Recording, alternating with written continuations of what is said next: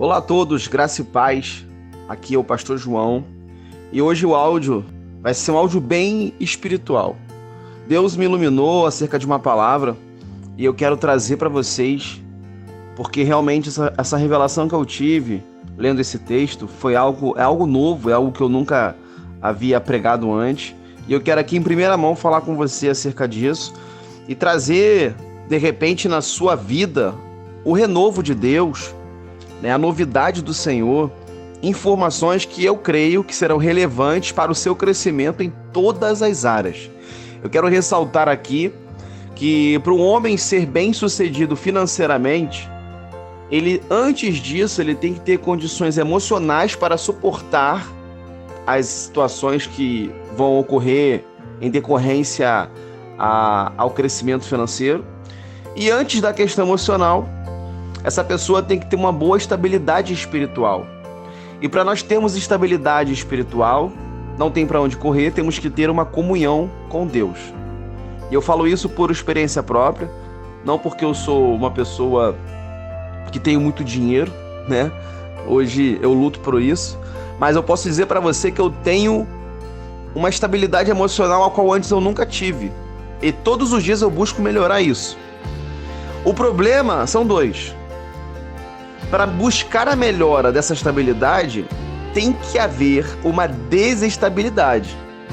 Porque eu não vou conhecer nunca o Deus da cura se eu não ficar doente. Eu nunca vou conhecer o Deus da providência se eu não passar, de repente, uma necessidade, se eu não precisar de algo. Eu não vou conhecer o Deus do amor se eu não tiver emaranhado em correntes de ódio. Então, quando nós pedimos algo a Deus, saiba que, com toda certeza, se não estivermos, nós vamos entrar em situações adversas, situações contrárias, para que a manifestação do poder dele seja 100% ligada ao nosso espírito. Porque eu aprendi que Deus, ele não se importa com coisas, ele se importa com pessoas. O Senhor não se importa de tirar da sua vida algo que vai de repente te magoar, mas Ele, na sua onisciência, Ele sabe todas as coisas, sabendo que o que Ele tirou de você no futuro vai te causar um bem. Então, Deus, ele não se importa se vai te causar uma pequena fase de desconforto, porque no futuro vai te causar vida, vai te gerar vida, esse desconforto que você teve no passado. Nós, como somos seres humanos limitados pelas nossas mentes humanas, infelizmente, porque o pecado fez isso quando Adão caiu, nós ficamos limitados.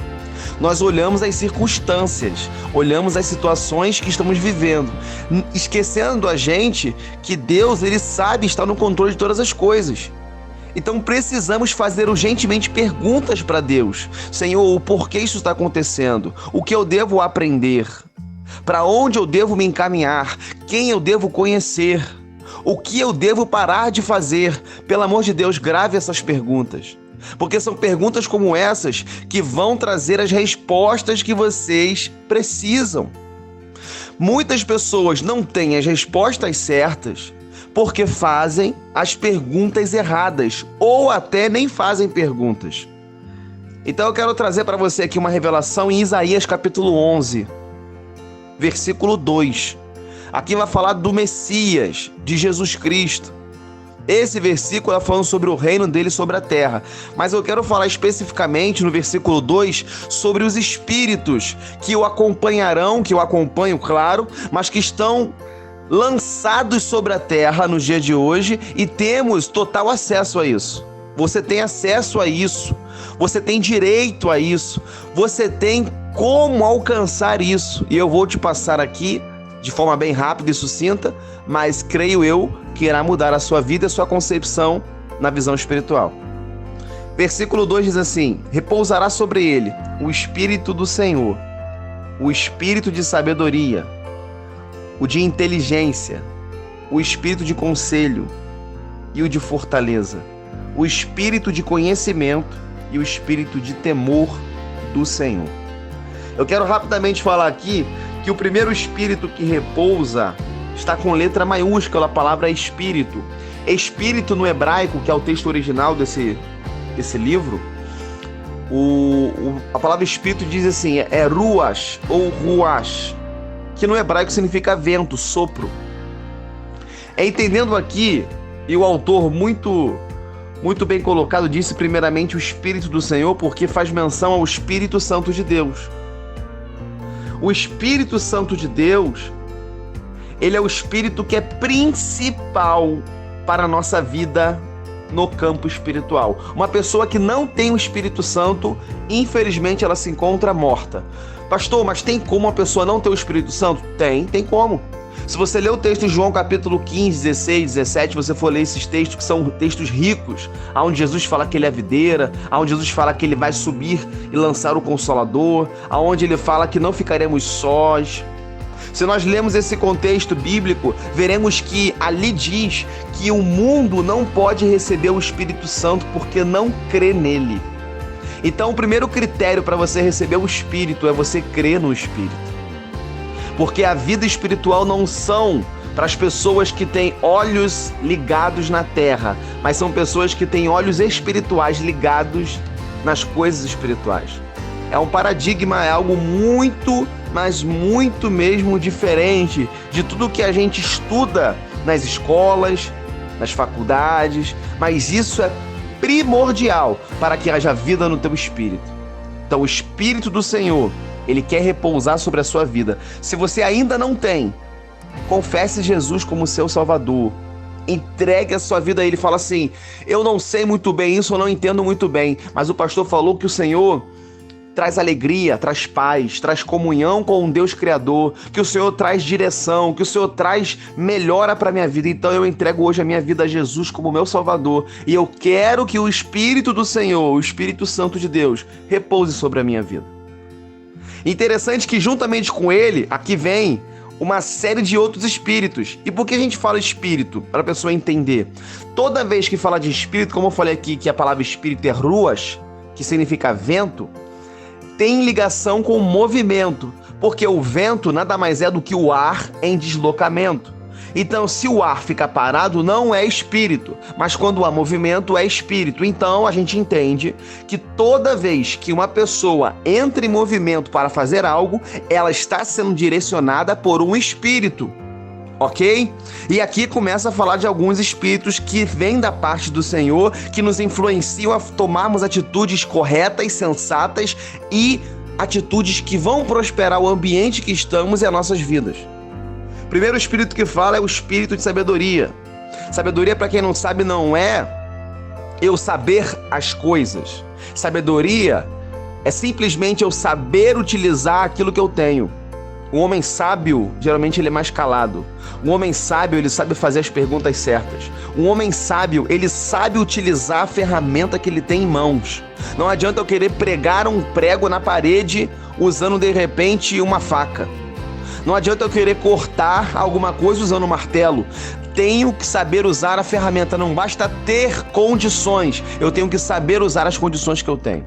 Então o espírito de sabedoria ele é primordial para sabermos utilizar o que temos em nossas vidas na hora certa, no momento certo.